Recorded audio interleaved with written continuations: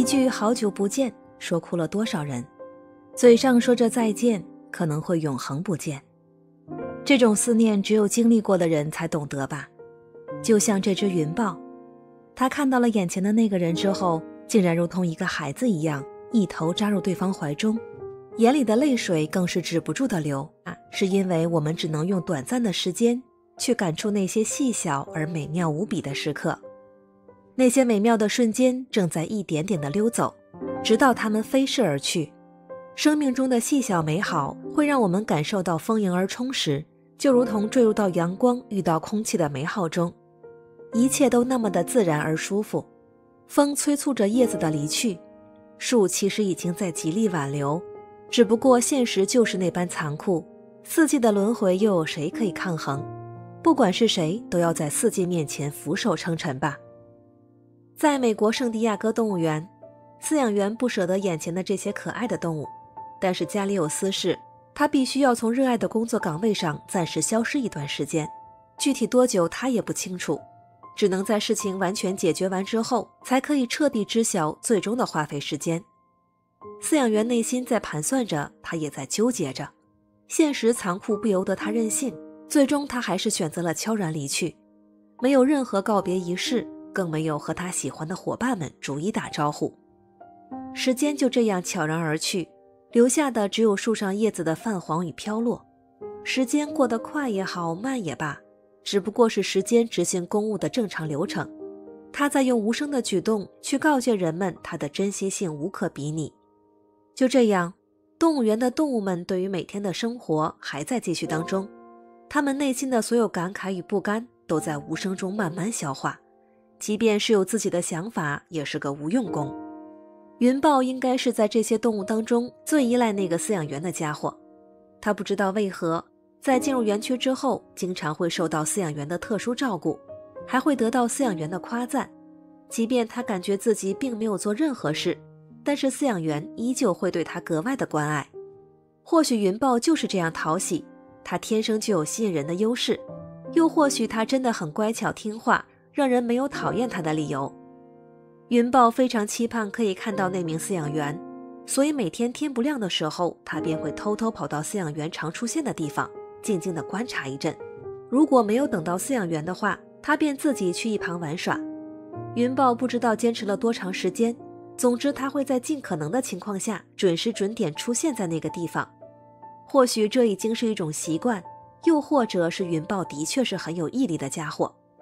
终于功夫不负有心人，云豹的付出看到了回报。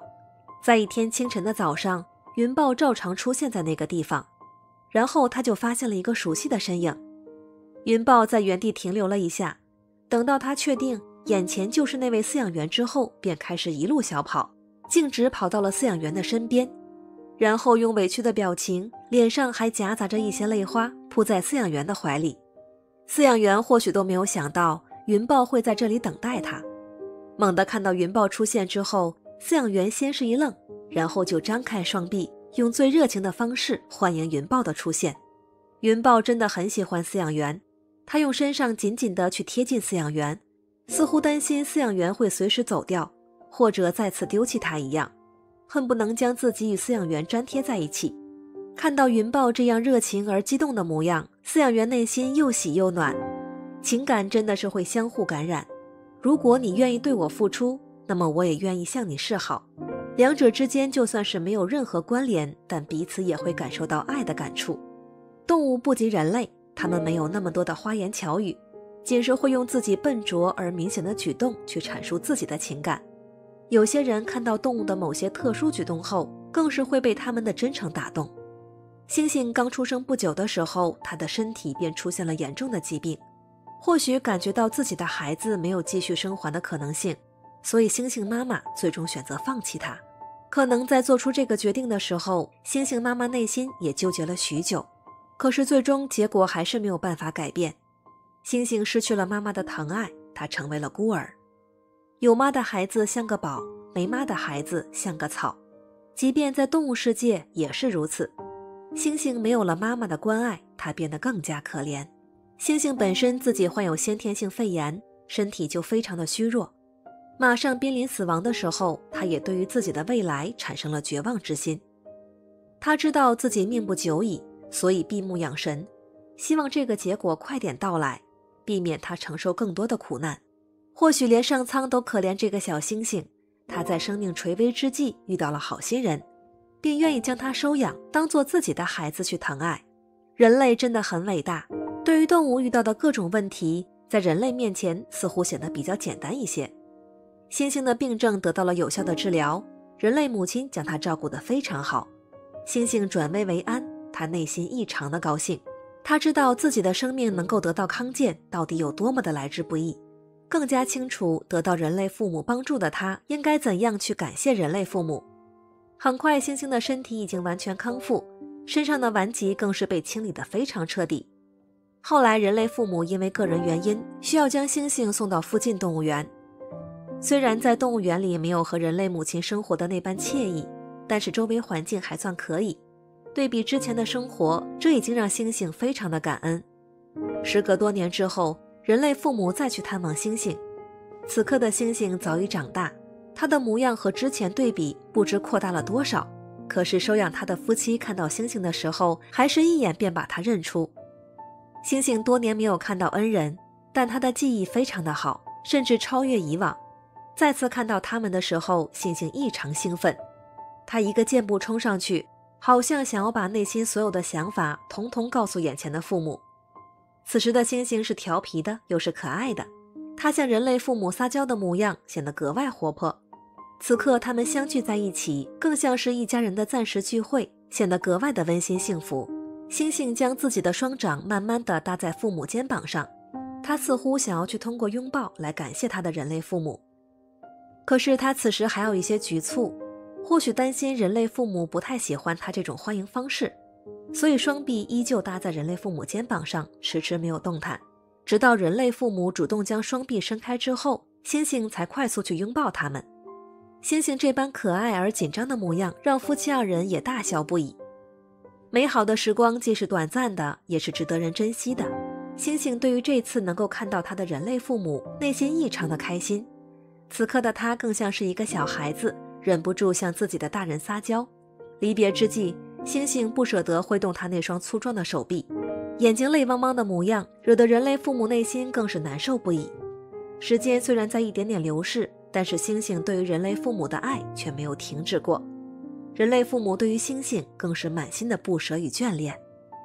好了，本期的视频就到这里，喜欢的话别忘记订阅、点赞和评论，我们会持续为您带来更多动物们的感人小故事。那么我们下期再见。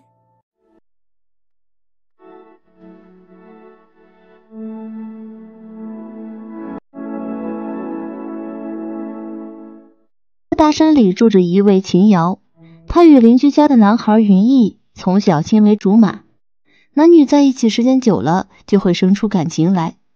但天有不测风云，人有旦夕祸福，不幸降临在秦瑶的身上。父亲在母亲病重以后就离开了家，只剩下母亲和他2个人。家里的重担全部都落在了秦瑶一个人的身上。秦瑶不仅需要每天上山采药、砍柴回来后还要给家里的母亲煮饭，煮好饭后还要给病重的母亲煎药。就这样日复一日，原本秦瑶和云逸感情十分要好，但由于秦瑶母亲的病重，云逸的家人觉得秦瑶虽然很好，但是如果自己的儿子娶了她，这些重担儿子也要承担。为了不让自己的儿子负担那么多，从而反对云逸去找秦瑶。而秦瑶也自知目前的家庭状况，自己也无暇顾及儿女情长，与云逸关系也渐渐疏远了。这天，秦瑶早早起床，背上竹篓上山采药。时间过得很快，走了几处，背篓的采药就快满了。走得累了，躺在山上的空地上，望着蔚蓝的天空，思绪飘向远方。就在这时，身后突然传来嗷的一声。等他仔细听的时候，那声音似乎又戛然而止，这让秦瑶十分的不解，刚刚是什么叫声？难不成是自己听错了？此时声音又再次响起，秦瑶起身过去查看，刚要走近，却看到在草丛里探出一只小脑袋，好像是一只小猫。拨开草丛后，只见小猫的腿上被猎人的捕兽夹紧紧夹住，受伤的腿淌着鲜血。看到这里，善良的秦瑶心软了，他用自己的手帕将小猫受伤的腿给包好，包扎好后就将它带回了家。回到家后，秦瑶在确定没有伤到骨头后，拿出草药研磨后敷在小猫的伤口上，然后到厨房拿了块腊肉喂给它。小猫看着秦瑶手里的腊肉，上前闻了闻，便大口大口地吃了起来。秦瑶看到它吃得香，轻轻地说了句：“你先吃着，我去照顾母亲了。”秦瑶啊，你刚刚跟谁说话呢？母亲说道。没谁，今天上山采药的时候碰见了一只小猫受了伤，就把它给带了回来。秦瑶担心母亲的身体，坐在母亲身边，拉着母亲的手说道。就在此时，咚咚咚的敲门声打断了母女两人的对话。谁啊？秦瑶从母亲床边走到门口。秦瑶，是我，云逸。云逸小声的回应。你怎么来了？你阿妈不是不同意我们两个人来往吗？秦瑶一脸疑惑的问道。我阿妈就是刀子嘴豆腐心，她跟你说什么，你别在意就好了。云逸解释着。你以后还是少往我家跑，省得你阿妈唠叨你。我才不怕呢，要不是怕我阿妈叨叨你，给你惹麻烦，我才不理她。云逸说着才依依不舍地从秦瑶家出来。谁都没想到的是，云逸这次偷偷跑出来，被他的母亲发现了，然后母亲带着云逸搬离了村子，悄无声息的，就连跟秦瑶说一句道别的话都没来得及。云逸走后，秦瑶去看了看救回来的那只小猫，又准备好草药给它清理伤口，然后换好药，再用布料将伤口包好，然后再给其喂食。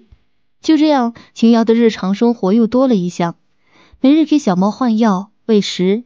一晃几个月过去，小猫的伤也恢复的差不多了，体型比小猫整整大了好几圈，身上的花纹也有了很大的变化，全身都布满了云状的黑色斑纹，似乎并不是自己认知的小猫。于是便跑去问了一些上年纪的长辈，长辈们告诉秦瑶，傻丫头，那可不是猫，是云豹。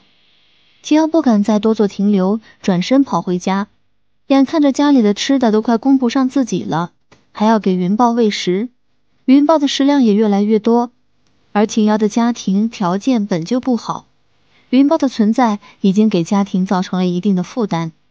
于是秦瑶决定将云豹送回山里。这天云豹依旧和秦瑶一起上山采药，此时的秦瑶想借此机会将云豹送回山里，于是蹲在云豹的身边，抚摸着他的脑袋，然后深深地叹了口气。云豹头靠着秦瑶的肩膀蹭了几下，然后就朝着山的那边跑了过去，紧接着又跑了回来，似乎是有点不舍得秦瑶，才又折了回来，然后再次回头望了秦瑶一眼，便奔跑着消失在秦瑶的视线里。秦瑶看着云豹就这样离开了自己，心里有股说不出的失落感，但日子还要继续过，他相信用不了多久就能回归以前的生活。大概过了1个星期的时间，秦瑶背起竹篓打开大门，却被眼前的情况吓了一跳。门口前面除了放着几只野鸡外，还有几只野兔。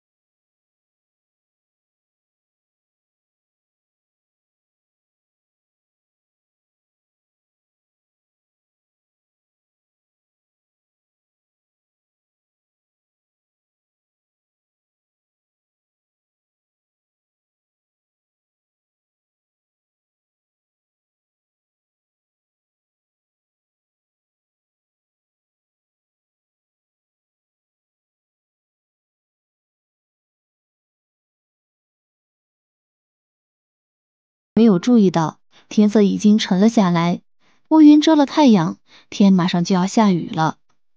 于是着急回家的秦瑶走了没多久，豆大的雨点就稀里哗啦的落在了秦瑶的身上，雨点夹着风，吹得秦瑶睁不开眼睛。秦瑶根本看不清眼前的路，结果脚下一滑，整个人叽里咕噜的滚了出去。秦瑶只能先将自己的脑袋给护住，突然感觉身体悬空，紧接着人重重的摔了下去，瞬间失去了意识。等到自己醒来的时候，雨已经停了，太阳也出来了。秦瑶挣扎着起来，就发现自己胳膊腿上流着血，脚踝处痛得要死。掀起裤腿一看，秦瑶知道应该是摔下山崖摔倒了。背篓里的草药也随着秦瑶的跌落散落了一地。秦瑶根本无法站起来，试了几次都没有成功。那钻心的疼痛让她不由得咬了咬牙，皱了下眉。看看天色，太阳已经慢慢落下了山坡，自己只能这样等着。如果自己一直不回，母亲会带人来找自己。就这样，秦瑶只能待在原地，等待着天亮。可能由于太累，秦瑶不知不觉睡着了。天刚蒙蒙亮，秦瑶的脸颊似乎有什么东西在动。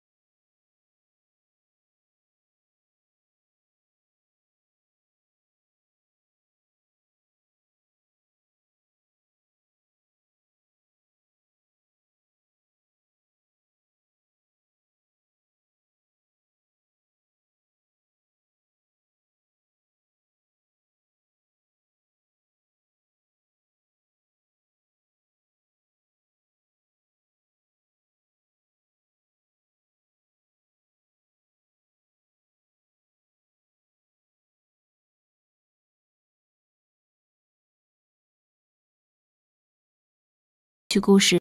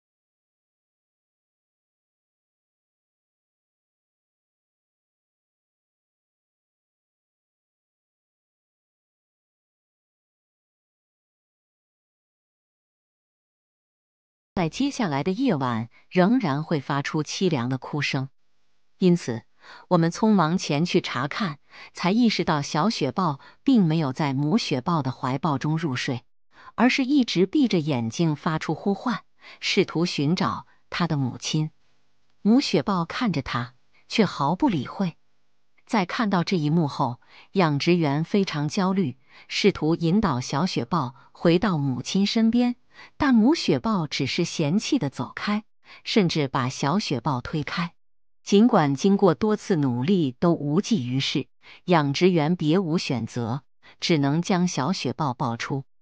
当他触摸到小雪豹的腹部时，发现它并没有进食。这使得小雪豹在养殖员的怀里痛苦地呼喊，令养殖员感到非常苦恼。因此，养殖员给小雪豹喂了一些羊奶，但他觉得不能一直这样下去，必须为它找到一个新的母亲。然而，很长一段时间里，他都没有找到一个合适的母亲。那个时候，动物园里产生的雪豹并不多，他们不愿意接受这只小雪豹。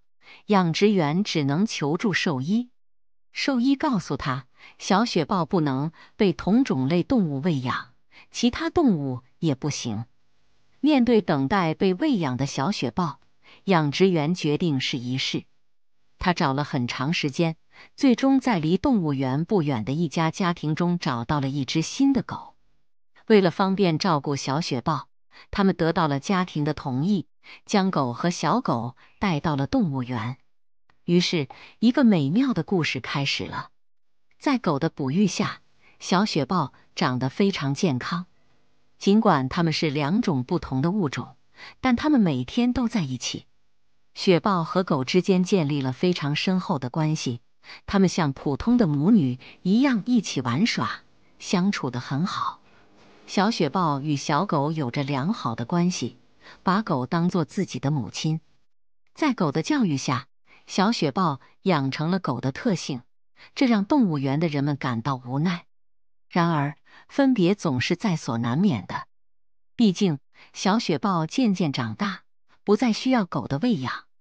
作为一种受保护的动物，雪豹被交还给了动物园，因为人们担心它无法在自然环境中生存。